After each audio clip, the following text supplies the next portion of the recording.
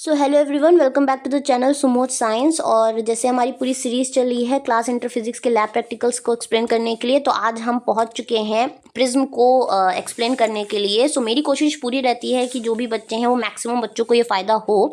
सो prism आज हम शुरू कर रहे हैं। तो सबसे पहले देख लेते हैं कि हमारा एम क्या है प्रिज्म को लेकर। So to determine the angle of minimum deviation, हमें क्या डिटरमाइन करना है। यहाँ एंगल ऑफ मिनिमम डेविएशन, एक प्रिज्म होगा उसका एंगल ऑफ मिनिमम डेविएशन हमें डिटरमाइन करना है। और किसकी मदद से? हम एक ग्राफ प्लॉट करेंगे एंगल ऑफ इंसिडेंस और एंगल ऑफ डेविएशन, और उसकी मदद से हम एंगल ऑफ मिनिमम डेविएशन को फाइंड आउट करेंगे। तो ये जो तीनों टर्म इस्तेमाल हुए ना, ये तीनों टर्म आपको पता होने चाहिए कि एंगल ऑफ इंसिडेंस क्या है, एंगल ऑफ मिनिमम डेविएशन क्या है और एंगल ऑफ डेविएशन क्या है आखिरकार प्रिज्म का। सो डोंट वरी, अगर आप यहाँ पर आए हैं तो सब पता करके ही जाएंगे यहाँ से, ठीक है। और इसके साथ मैं इसका वाइवा भी बताऊंगी। सो बिल्कुल धैर्य के साथ बैठिएगा और मैं जल्दी ही करूंगी और चीज़ों को अच्छे से समझिएगा, ठीक है। सो प्रेजेंटेड बाय मी, महिमा द्विवेदी। सो बिना किसी देरी के हम लोग शुरू करेंगे। थोड़ा सा और आपको डिस्टर्ब करने की कोशिश कर रही हूँ कि आपको क्या करना है कि चैनल को क्या करना है, सब्सक्राइब करना है। जैसे ही आपको ये वीडियो मिलती है और आपके लिए यूजफुल रहती है, जो बच्चे मुझसे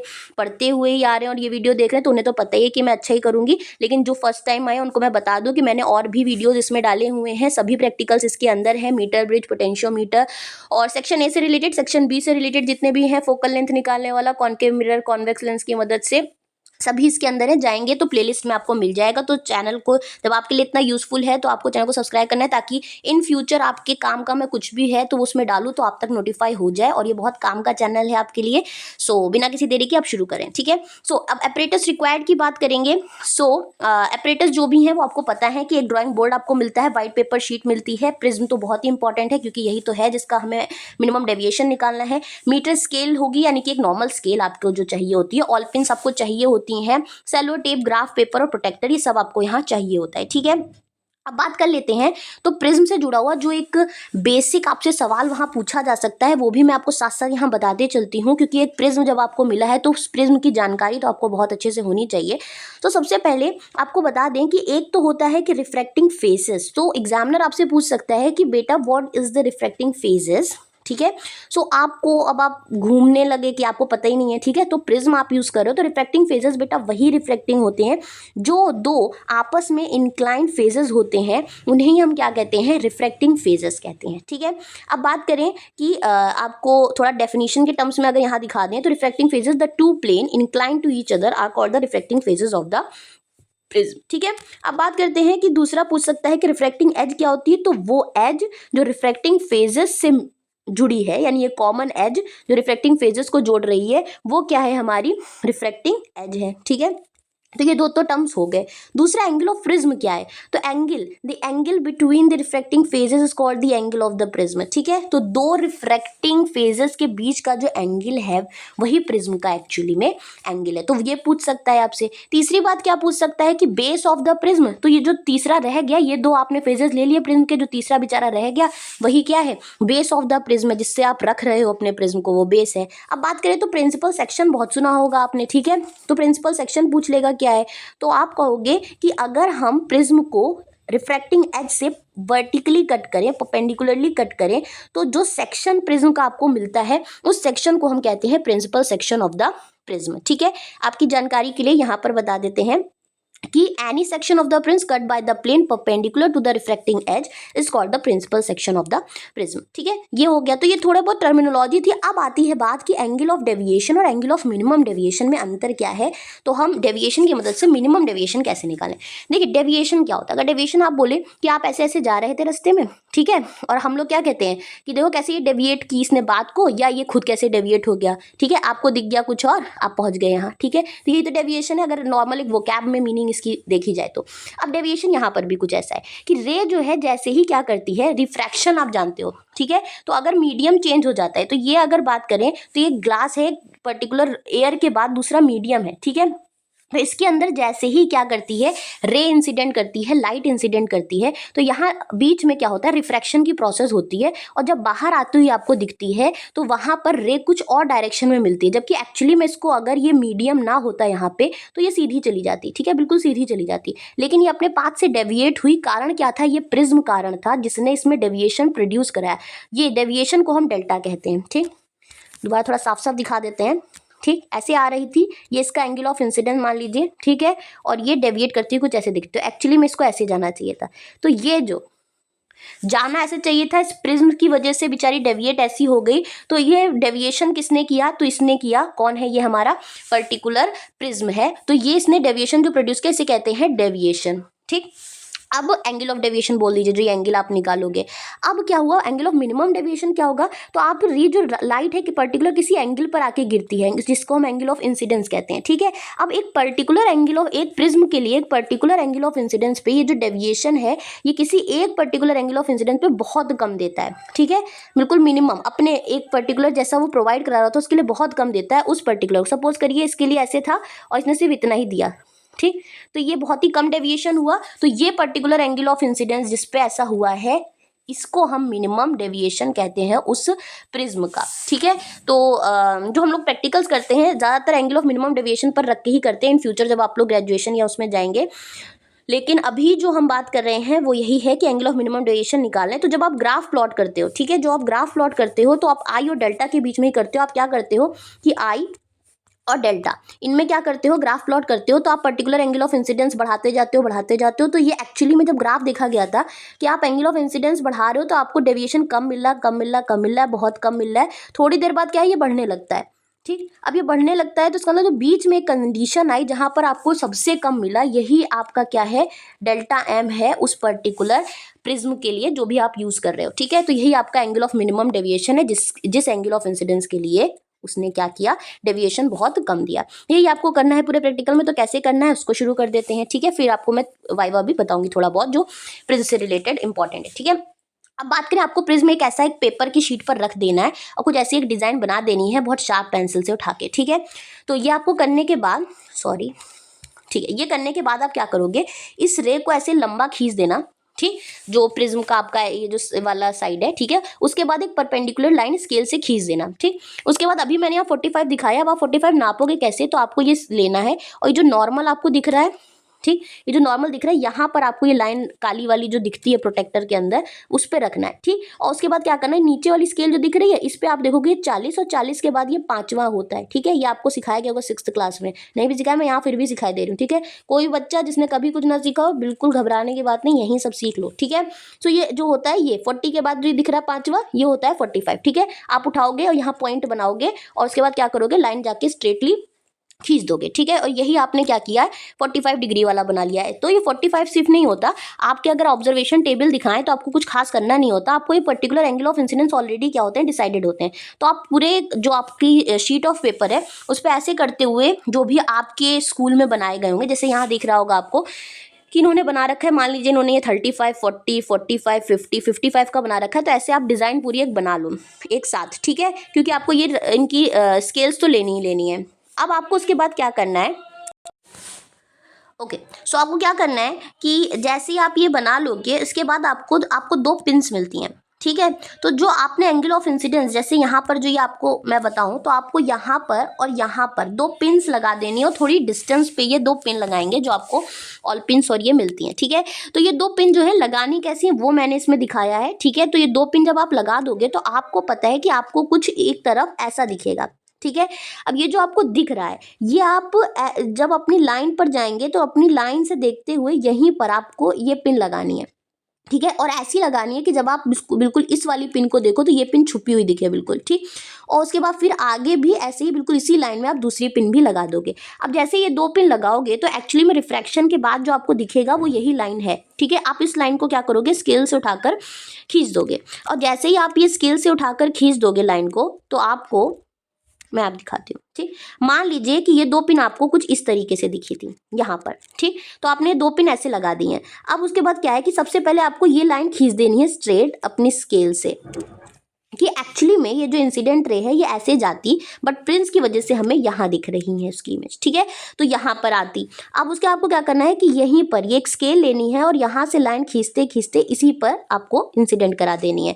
अब ये जो आपको मिला है ये है आपका डेविएशन जो आपको क्या उसे कहते हैं, इस प्रिंस की वजह से मिला है। अब आपको क्या करना है कि डेविएशन इसको क्या उसे कहते हैं, मेजर कैसे करेंगे, तो यहीं पर आपको जो काली लाइन प्रोटेक्टर में होती है यहाँ रखनी है। दिखाने के लिए मैं आपको सब फोटो क्लियर करके करके ही लाएं। तो याद देखिए कि काली लाइन बिल्कुल मैंने इंसिडेंट वाले पे रखवाई है, ठीक है। और उसके बाद क्या करना है आपको, यहाँ पर इसको कैलकुलेट करने के लिए यहाँ पर ऊपर वाली स्केल देखते हुए जाओगे तो देखिए 40 और 40 के बाद ये किस पे दिख रही है आपको, 2 पर, तो ये हो गया आपका 42। तो रीडिंग आप क्या करोगे कि एक पर्टिकुलर के लिए आपको जो मिली है वो आप ऐसे लिखोगे कि 45 एंगल ऑफ इंसिडेंस पे हमें 42 मिली है। ऐसे ही आप पर्टिकुलर एंगल ऑफ इंसिडेंस पे अब आप जो है रीडिंग लेना शुरू करोगे और सेम जो है जैसा प्रोसीजर मैंने बताया है यही आपको सबके लिए करना है। अब ये करने के बाद आपको क्या करना है, तो रीडिंग में दिखा दो किसी पर्टिकुलर स्कूल की ऐसी रीडिंग भी है। तो देखिए इन्होंने सिर्फ 4 ही रीडिंग ली, इनका काम हो गया, ठीक है। तो इन्होंने 30 पर अगर आप गौर करो तो 50 आया इनका, ठीक है। 40 पर गौर करो तो 40 आया, 50 पर 34 और 60 एंगल पर 45 है। अगर आप गौर से इस स्केल को जैसे मैंने आपको बताया कि ग्राफ आता है तो आप देखोगे कि 30 पर 50 है, यानी कि पहले आपको जब 50 मिला उसके बाद ही घट रहा है, ठीक है। 40 हुआ, 40 के बाद और घटा 34 हुआ और 34 के बाद फिर बढ़ने लगा। तो ये जो 34 होगा यही मिनिमम डेविएशन को आपको बताएगा। तो ग्राफ कुछ इसी प्रकार से प्लॉट कर लेना है। तो जैसा जैसा आपका आए तो ग्राफ आपका बिल्कुल ऐसा ही आना चाहिए, ठीक है। और ग्राफ ऐसा ही आएगा जब अगर आपने सही किया होगा। तो आप देख रहे हो सबसे कम वैल्यू आपको डिसाइड करनी, तो सबसे कम वैल्यू ये वाली है नीचे जो आपको दिख रही है। तो इसको ऐसे ऐसे करके लाइन नीचे और ग्राफ को ऐसे ऐसे करके लाइन ऊपर, एंगल ऑफ डेविएशन है और यहाँ एंगल ऑफ इंसिडेंस है बेस में, सॉरी आई नीचे होता है और जो डेविएशन है वो वाई एक्सिस पर होता है, ठीक है। तो ये वैल्यू जो है आपकी ये डेल्टा एम की वैल्यू हो जाएगी। बस आपको यही तो फाइंड आउट करना था कि डेल्टा एम क्या है। तो जो भी यहाँ वैल्यू इंसिडेंट करती हुई आपको दिख रही है वो आप डेल्टा एम की वैल्यू को लिख लोगे और अपनी कैलकुलेशन के दौरान यहाँ लिखोगे। कैलकुलेशन में तो आप यही लिखोगे कि जो आपका draw a tangent on the lowest point of the graph parallel to x axis, note the angle of minimum deviation from the y axis. तो वाई एक्सिस से ही आपको जो मिनिमम डेविएशन है वो देखना है और रिजल्ट में आप angle of minimum deviation delta m की जो भी वैल्यू आई है उसको वहां पर लिख लोगे। प्रिकॉशंस की बात करें तो आपको ये पता है कि प्रिकॉशंस क्या है।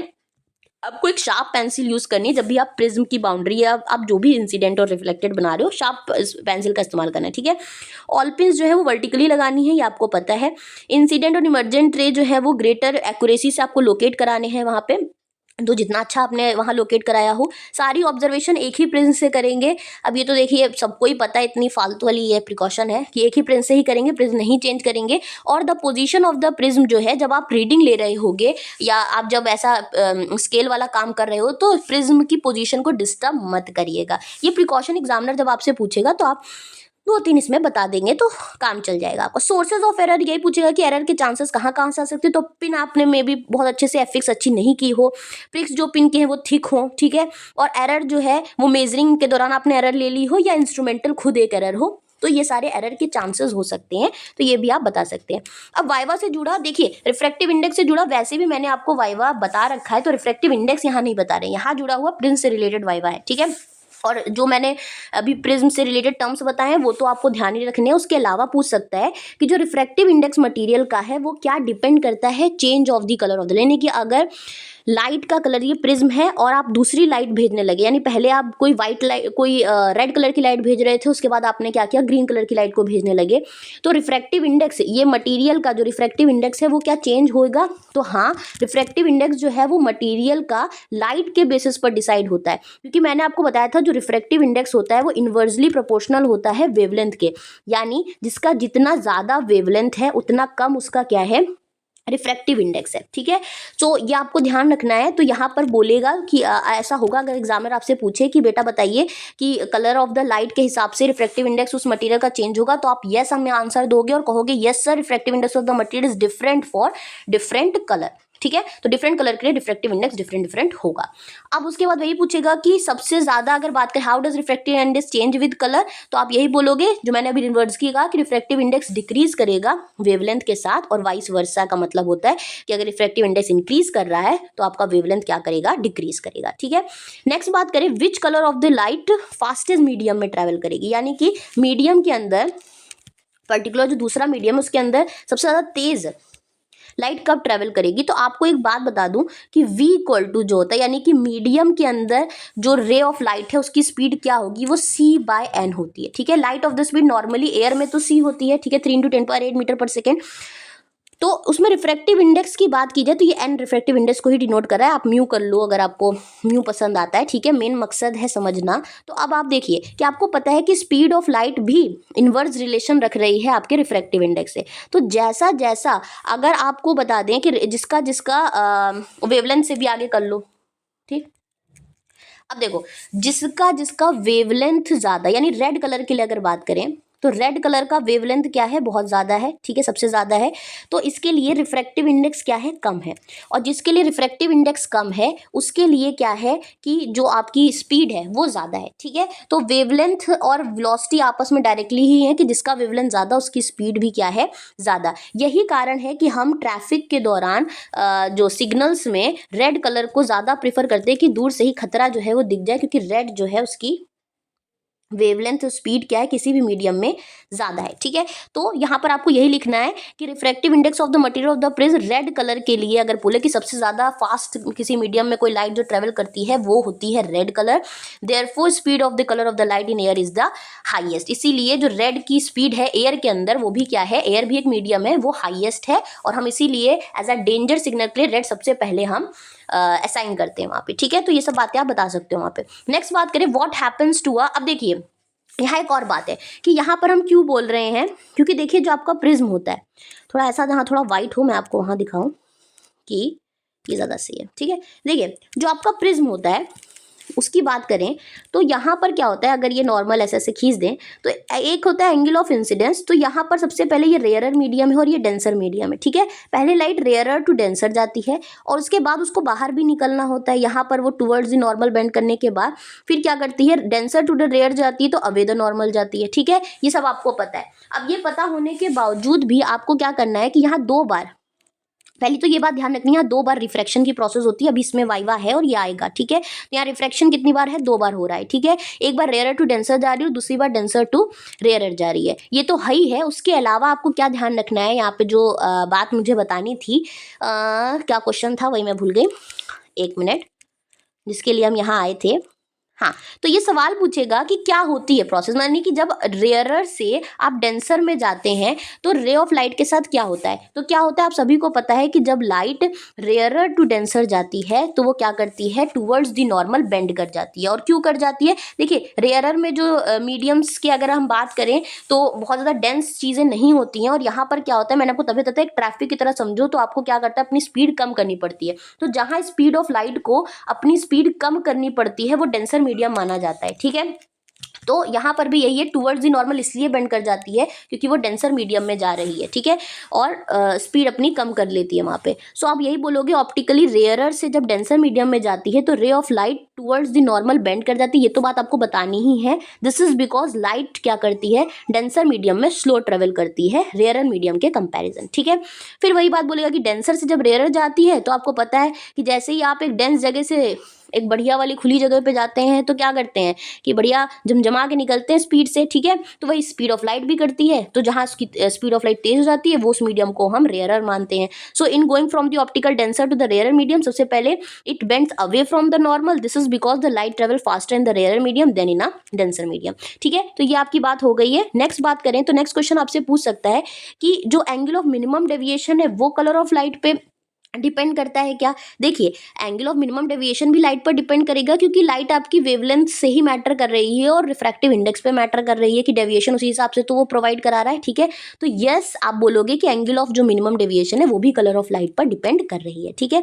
अब यहाँ पे देखिए यही बात कि हाउ मैनी टाइम्स जो रे है वो रिफ्रैक्ट कर रही है प्रिज्म से जब पास कर रही है, तो आपको बोलना है कि दो बार कर रही है, मैंने आपको बता दिया, एक बार rare to denser, denser to rare. फिर नेक्स्ट है what is the effect on a ray of light passing through a prism. तो जब वो प्रिज्म से पास करती है तो क्या इफेक्ट होता है, तो रे of light passing through bend towards the base of the prism, और वो बेस की तरफ क्या हो जाती है, इसलिए आपको दिखता होगा ऐसे करके, ऐसे ये आपका बेस होता है प्रिज्म का, तो वो बेंड करती है टुवर्ड्स द प्रिज्म। यही बात आप बता दोगे वहां पे, ठीक है। नेक्स्ट बात करें when is the deviation produced by the prism is maximum. ये आप ध्यान रखोगे, अगर वो एग्जामिनर आपसे पूछता है कि प्रिज्म में डेविएशन जो है वो मैक्सिमम किस एंगल ऑफ इंसिडेंस पे प्रोड्यूस होता है, तो ये 90 डिग्री है, तो आप बोलोगे सर मैक्सिमम जो डेविएशन प्रोड्यूस होता है वो 90 डिग्री पर, 90 डिग्री बोल के आओगे, ठीक है, 90 डिग्री पर होता है। नेक्स्ट बात करें on what factors, angle of deviation पूछेगा किस किस फैक्टर पर डिपेंड करता है ये जो डेविएशन हो रहा है, किस किस बात पे। तो ये तो आपको पता है कि किस एंगल ऑफ इंसिडेंस पे आप डाल रहे हो लाइट को, वो तो मैटर कर रहा है। दूसरा रिफ्रैक्टिंग एंगल, जो प्रिज्म का रिफ्रैक्टिंग एंगल है उस पे मैटर करता है, किस एंगल ऑफ इंसिडेंस पे आ रही है लाइट, इस पे तो मैटर करता ही डेविएशन। और मटेरियल का रिफ्रैक्टिव इंडेक्स क्या है उस पर्टिकुलर लाइट के लिए, इस पे मैटर करता है। नेक्स्ट बात करें तो कंडीशन क्या है मिनिमम डेविएशन की। तो एक आपको पता होगा अगर आपने न्यूमेरिकल्स वगैरह की हैं, तो एंगल ऑफ मिनिमम डेविएशन पर जो एंगल ऑफ आई है और एंगल ऑफ इमर्जेंट रे जब वो बाहर निकल रही है वो उस दौरान बराबर हो जाते हैं, ठीक है। एंगल ऑफ आई जो है वो एंगल ऑफ ई के बराबर हो जाते हैं। तो आप यही कंडीशन वहां पर एग्जामिनर को बताओगे मिनिमम डेविएशन की कंडीशन के दौरान, ठीक है। नेक्स्ट बात करें तो जो what does the graph between आई और जो आपका मिनिमम डेविएशन वाला डेल्टा है उस पर डिपेंड करता है। तो आपको पता है कि एंगल ऑफ इंसिडेंस और जो डेल्टा के बीच में ग्राफ बन रहा है ये एक unique value angle of incidence की देता है, जिसके लिए डेविएशन क्या होता है, मिनिमम होता है। यही वो ग्राफ है, यही वो पूछेगा तो वो तो मैंने आपको पहले ही एक्सप्लेन कर दिया, उसमें कोई बात नहीं है। नेक्स्ट बात करेगा कि why there are two values. अगर हाँ ये क्वेश्चन पूछ सकता है कि वाई क्या है कि एंगल ऑफ इंसिडेंस की जो एक वैल्यू है उसके लिए आपको एंगल ऑफ डेविएशन की दो वैल्यू मिल सॉरी बोलता है कि एंगल ऑफ डेविएशन की एक वैल्यू आपको एंगल ऑफ इंसिडेंस की दो वैल्यू पर कैसे मिल रही है, ठीक है। तो आप ध्यान रखिएगा कि देखिए जब आप प्रिज्म को लेते हो, ठीक है, तो आपको मान लीजिए जो डेविएशन मिल रहा है तो इसको आप इमर्जेंट मानते हो और इसको आप क्या मानते हो, नॉर्मल खींच देते हैं, ठीक है। इसको आप एंगल ऑफ आई मानते हो। तो यहाँ पर देखिए अगर हम इसको एंगल ऑफ इंसिडेंस मान रहे हैं और इसको एंगल ऑफ इमर्जेंट मान रहे हैं तो ये क्या है आपका डेविएशन, तो ये तब भी वही प्रोड्यूस करा रहा है, ठीक। और उसके बाद लाइट को रिवर्स करते हैं, अब एंगल ऑफ इंसिडेंस इस पे डालेंगे तो भी ये सेम ही पाथ को करेगा। तो ये इमर्जेंट क्या हो जाएगा आपका आई हो जाएगा और ये आई आपका ई हो जाएगा, तो भी आपको डेविएशन यही प्रोड्यूस कराएगा। तो एक ही डेविएशन पर क्या होगा कि अगर हम आई और ई को इधर उधर फेज उसका चेंज कर दें तो आपको दो वैल्यू मिलेंगी एंगल ऑफ इंसिडेंस की पर्टिकुलर के लिए। तो यही उसका कारण है, और कारण यहाँ इंग्लिश में भी लिखा हुआ है। क्या लिखा है कि इफ द इमर्जेंट रे आप रिवर्स कर दो then the angle e becomes i and angle i becomes e. The reversed ray जो होगी आपकी वो will have the same deviation as before, thus i and e are the two different value for the same angle of deviation, ठीक है। ये बात हो गई। दूसरा ये जो लास्ट क्वेश्चन है वो state the relationship between the, आप सबको पता है एंगल ऑफ इंसिडेंस इमर्जेंस और प्रिज्म के बीच में क्या है, तो A plus delta equal to i plus e, ये इनके बीच का रिलेशन है। ए प्रिज्म का एंगल है, डेल्टा वो डेविएशन है जो प्रोड्यूस कराता है, आई एंगल ऑफ इंसिडेंस और ई इमर्जेंट रे है जिससे इमर्ज होके निकल रही जिस एंगल पर। सो कुल मिला के अगर बात की जाए तो देखिए ऐसा नहीं है कि चीज़ें जो है सिर्फ इतनी है, आपको और भी चीज़ें मैंने बताई हैं, रिफ्रैक्टिव इंडेक्स, फोकल लेंथ और लेंस फार्मूला। देखिए ऑप्टिक्स जब आएगी तो वो कुछ भी पूछ सकता है, तो आपको तैयार करके तो सब जाना है। प्रिज्म से रिलेटेड इतना क्वेश्चन तो वो पूछ सकता है जो मैंने सोचा आपके लिए हेल्पफुल हो और आप एग्जामिनर के सामने अच्छा इंप्रेशन कर पाएँ। और all the very best for your practical. और अगर आपको अच्छा लगा, वैल्यूएबल लगा हो तो चैनल को सब्सक्राइब करें, लाइक करें, अच्छे अच्छे कमेंट करें। Thank you so much.